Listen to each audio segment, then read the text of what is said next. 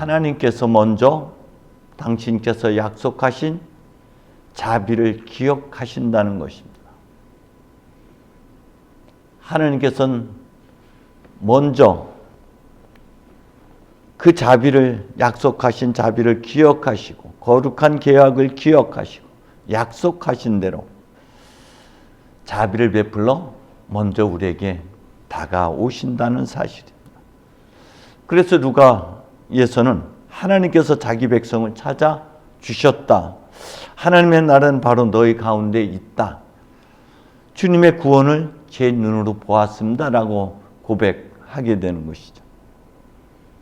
그런 하나님의 자비와 약속이 이루어지는 것은 우리의 응답에 따라 이루어지는 것입니다. 우리가 그 말씀을 영접하는 것, 맞아들이는 것, 우리가 받아들일 때, 곧 그 말씀을 우리가 따라 살고자 할 때에 하나님의 자비의 역사는 그런 순종을 통해서, 그 사람을 통해서 역사하신다는 것입니다. 특별히 주님의 탄생은 세례 요한과 매우 밀접한 관계를 맺고 있습니다. 오늘 복음에서도 엘리사벳이 아기를 가진 지 6달이 되었을 때로부터 시작되고요. 그리고 마리아의 순종에 앞서 순종이 이르게 하신 것도 그가 벌써 아이를 가진 지 6달이나 되었다라고 말씀하십니다. 그 6달이라는 것이 여러분에게 어떤 의미가 있는지, 창조의 숫자이고 그리고 비움의 숫자이기도 합니다. 그것은 각자 의미가 다르게 다가올 수가 있습니다. 어찌됐건 오늘 복음은 세례 요한의 탄생과 그리고 예수의, 세례 요한의 잉태와 예수의 잉태가 같이 대조를 이루고 비교되고 있습니다. 특별히 누가가 자주 사용하는 건데 여자와 남자, 빛과 어둠 계속해서 대비를 이루고 있습니다. 여자와 남자, 마리아의 믿음과 스가랴의 의심이 대조를 이루고 있죠. 이러한 의심과 믿음은 우리 안에 공존하고 있는 이중성입니다. 스가랴와 엘리자벳 부부는 모든 계명과 규율을 어김없이 지키는 하느님 앞에 의로운 사람이었습니다만 아이가 없었다는 것이죠. 이것이 갖고 있는 율법의 한계 또한 여러분의 묵상 소재이기도 할 것입니다. 스가랴가 주님의 성소에 들어가 분향할 때 천사 가브리엘이 분향제단 오른편에 서 있는 것을 스가랴가 발견하게 되고 몹시 당황하며 두려움에 쌓이게 됐다라고 기록하고 있습니다. 그리고 천사는 두려워하지 말라 스가랴, 하나님께서 내 간구를 들어주셨다. 내 아내 엘리사벳이 아들을 낳을 터이니 아기의 이름을 요한이라 하여라 라고 기쁜 소식을 전하지만 그렇게 평생을 기도해 왔는데, 평생을 소원해 왔는데 정작 그 응답이 떨어졌을 때 스가랴는 믿지 못하고 의심하게 됩니다. 저는 늙은이입니다. 제 아내도 나이가 많습니다. 무엇을 보고 그런 일을 믿으라는 말입니까? 하며 닫혀진 물음을 하게 됩니다. 사라, 리브가 삼손의 어미이자 마노아의 아내 한나의 이야기를 익히 들어서 알고 있었을 것임에도 불구하고 그런 하나님의 은총을 자신에게 적용하지 못하는 그런 스가랴의 약한 모습을 보게 됩니다. 이 또한 우리의 또 다른 모습이기도 하죠. 어쨌건 스가랴는 자기 경험, 자기 상식, 자기가 알고 있는 지식, 자기의 편견, 편협함을 깨지 못하고 그것을 그 틀 안에 하나님을 가두고 있다는 것이죠. 반면에 요셉은 그 자기의 의로움, 자기의 편협함을 깨버리는 용기가 있었기 때문에 하나님과 마주할 수 있었던 것이죠. 우리 또한 자신의 생각과 경험 안에 하느님을 가둬둬서는 안 됩니다. 오늘 복음에서도 강조하고 있는 말씀 중에 하나가 하나님께서 하시는 일은 안 되는 것이 없다. 전지전능하신 하나님을 전하고 있습니다. 우리가 기억해야 할 말씀 중에 하나는 내 생각과 내 생각이 같지 않고 너의 길과 내 길이 같지 않다는 이사야의 말씀을 우리가 깊이 새기고 산다면 우리를 깨는데 하느님의 뜻을 받아들이는데 많은 도움을 받을 수가 있지 않을까 생각합니다. 반면에 오늘 하나님께서는 천사 가브리엘을 마리아의 집으로 찾아가게 합니다. 성전과 집, 그 동일한 하나님이 거하시는 곳, 하나님의 현존의 장소를 의미합니다.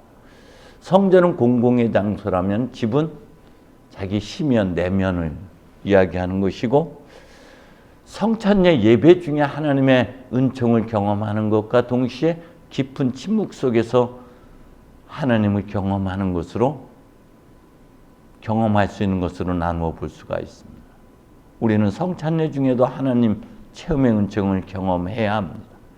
반면에 각자의 집에서 혹은 각자의 자리에서 깊은 침묵 속에서 하나님의 현존 체험을 우리는 또한 경험해야만 하는 것이죠. 하나님은 침묵 속에 있을 때 우리를 찾아주십니다. 은총을 가득히 입은 이어 기뻐하여라. 주께서 너와 함께 하신다. 이 말에 마리아 또한 몹시 당황해합니다.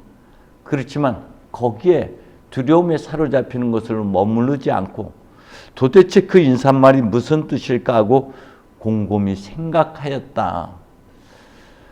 그 놀램 뒤에 깊은 그 인사말이 갖고 있는 뜻이 무엇인지를 깊이 묵상하고 되짚어 생각하며 그 뜻을 찾으려고 깊은 침묵의 기도로 들어갔다라는 것이죠.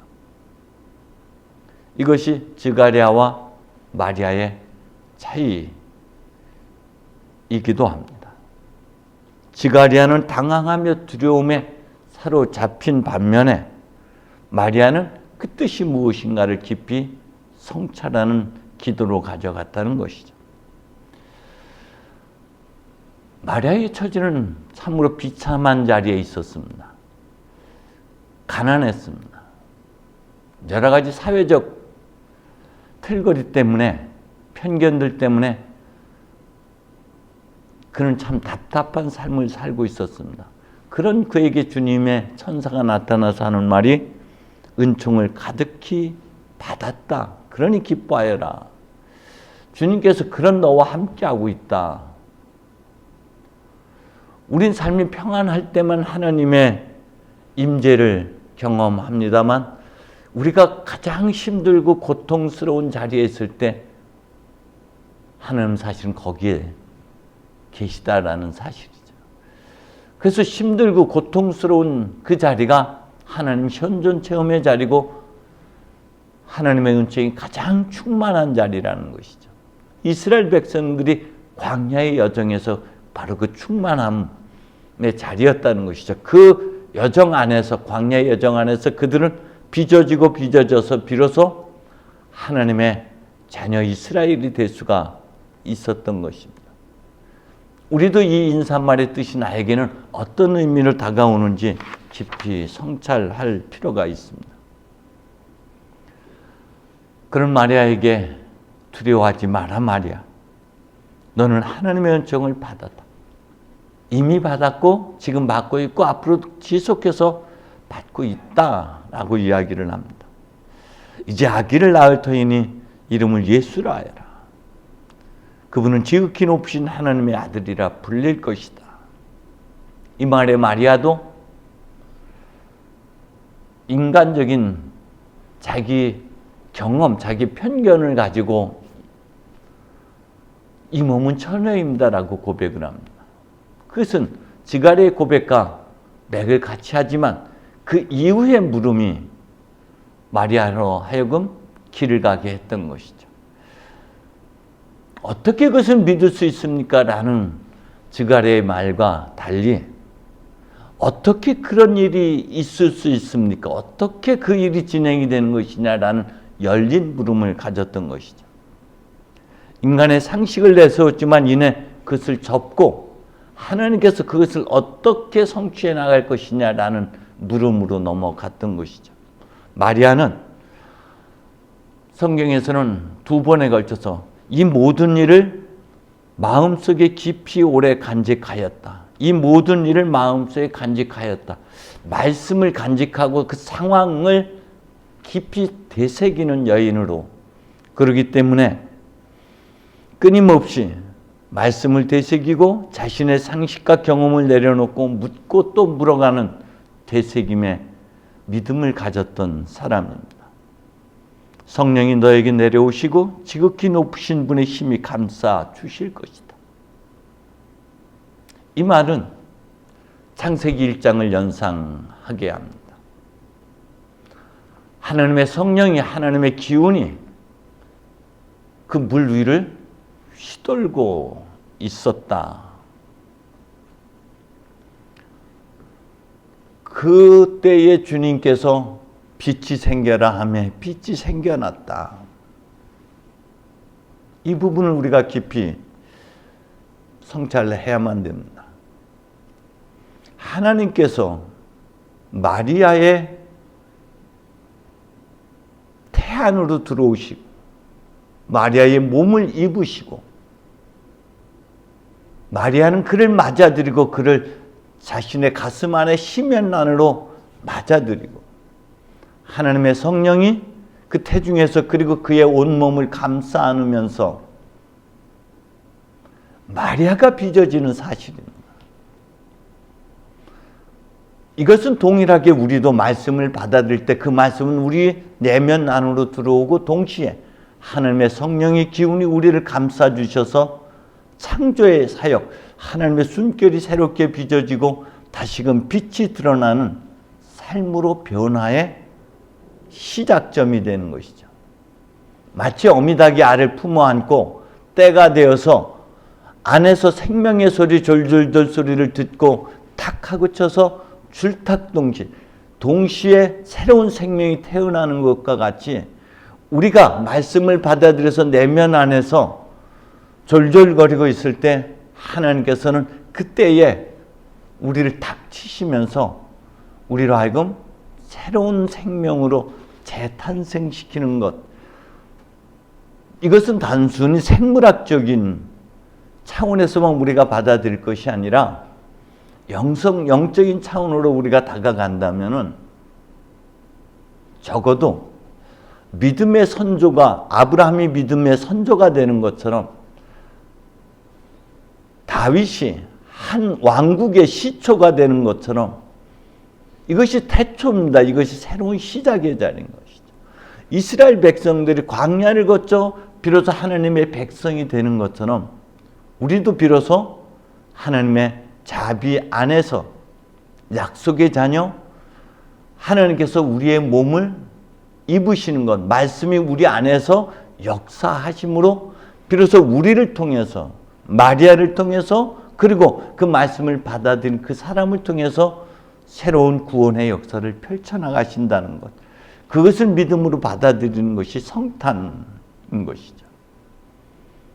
이것은 요한복음 1장에서 맞아들이는 것과 동일한 표현입니다. 우리가 그 말씀을 이 몸은 주님의 종입니다. 주님의 뜻이 제 안에서 이루어지게 하소서 이렇게 맞아들일 때 비로소 우리는 그 말씀이 우리 안에서 살아 움직이고 새로운 우리의 모습으로 빚어 가신다는 사실. 나이 100살에 아들을 보다니 살아도 90살이나 되는데 어떻게 아기를 낳겠는가 하는 아브라함의 중얼거림이라든지, 살아도 90이나 되었는데 사라는 이미 나이 많은 늙은이고 달거리가 끊긴 지도 오래였는데 하며 사라는 웃으며 어떻게 이렇게 늙었고 내 남편도 다 늙었는데 어찌 무슨 낙을 보랴 하는 틀 안에 자기의 편견 안에 자기의 경험 안에 하느님을 가두어 두어서는 결코 안 되는 것이죠. 나를 깨는 것이 하느님에게 기회를 제공하는 것입니다. 자신의 경험, 편협합을 깨고 우리가 공의 자리, 무의 자리, 영의 자리에 그것이 태초인 것이죠. 모름의 자리라고 표현합니다. 하나님은 그 자리에서 시작하십니다. 한 처음의 시작은 바로 모름의 자리고 영의 자리. 그러나 거기는 은총으로 충만한 자리. 하나님의 은총으로 가득하지만 우리가 알아차리지 못했다가 비로소 깨닫고 그 말씀을 받아들이는 순간 우리의 성탄이 신비롭게 이루어진다는 사실입니다. 때문에 우리는 성탄이 되기 위해서는 요셉이 자기를 깨트린 것처럼 우리도 우리가 갖고 있는 상식, 우리가 갖고 있는 경험을 깨야지만이 그 깨는 순간 하나님께서는 우리 안에서 새로운 역사를, 우리를 통해서 구원의 역사를 이루어 가실 수가 있습니다. 성부와 성자와 성령의 이름으로. 아멘.